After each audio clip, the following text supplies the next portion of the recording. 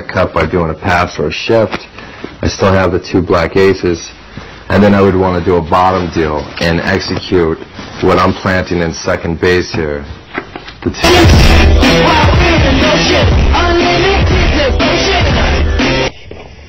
Leaving the card in the card box, it's just a statistical advantage that you would have if you had access to the deck of cards before you'd play. You would know that that card would be out of play, and everybody would think that that card would be in play. That turns out to be a statistical advantage. Locating the card by glimpsing the card, and then you can obtain that card to the bottom by stacking. So then you would want to do a fall shuffle and retain that order. And then you would essentially do a cut. You would want to counter the cut, and then you would want to execute a trick deal. This would be a bottom deal.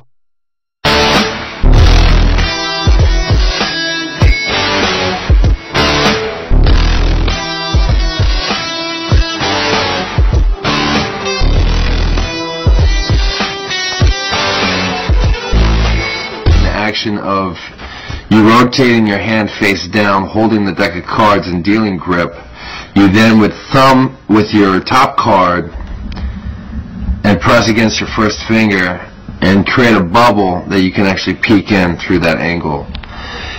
This is done, of course, in the timing of you checking out your whole card. So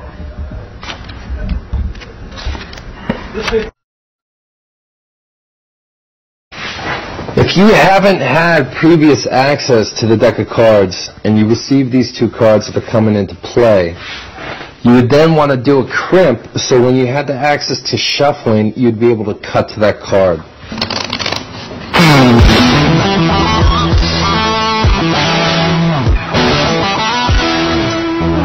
Okay, so in regards to crimping the cards, ideal circumstances would be that you would have access to the deck of cards before you'd play the poker game, which means that you can gimmick the deck, and when you have the access to shuffling the cards, you can cut to the cards by crimping the cards. That's what this method of locating the cards would be, which of course is the first principle. The first thing that you do, I do a breather's crimp, highly effective crimp, and I'm essentially taking my first fingers and thumbs from the center of the deck, and I'm applying pressure to the outside edges, making an X.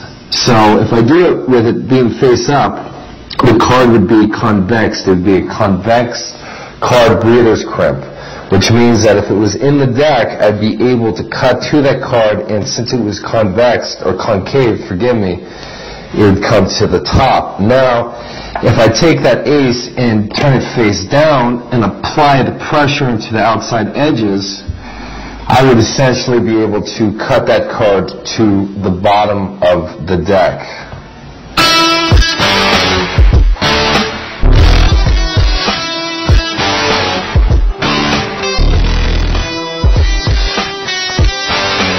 The thing that I appreciate the most from the top palm would be stealing the card after glimpsing it from the top of the deal and having a spectator then cut the deck and plant this on what the previous center was and what they believe the state of the top deck of cards would be, and have that planted on the top of the deck. So then you can execute a second deal, and then plant it to yourself if you wished.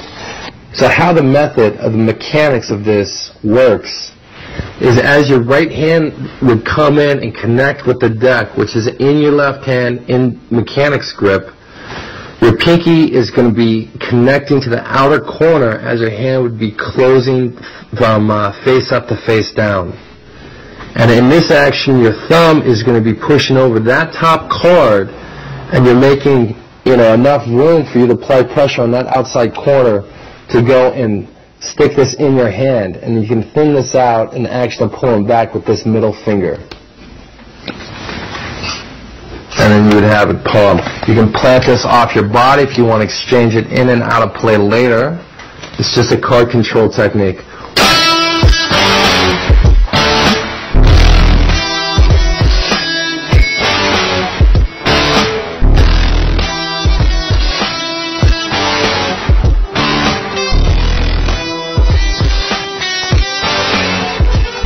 blackjack turnover move. In the action of presenting your hold card would be in the action of when you would want to execute this turnover move. So this works by holding the break with your fourth finger on the top card. After you've glimpsed it, a bubble peek is good. Even seeing it, hey look, I got a 4 here, I have a 10 here, and when I want to take the 10 for the blackjack. So after I look at it, I would announce blackjack, and in the action of turning it over, I have a fourth finger break on the top card. I'm grabbing that bottom card by this lower corner with my first finger and thumb, while I'm releasing from that second to the top card in the action of me turning over. But this is when you check out your whole card and you don't have something good, if I have a 4, I can glimpse in that one action a bubble peek and see that ace coming from the top. And then in the action of turning and saying, hey, I have blackjack, I just execute the sleight, and that's how it goes down.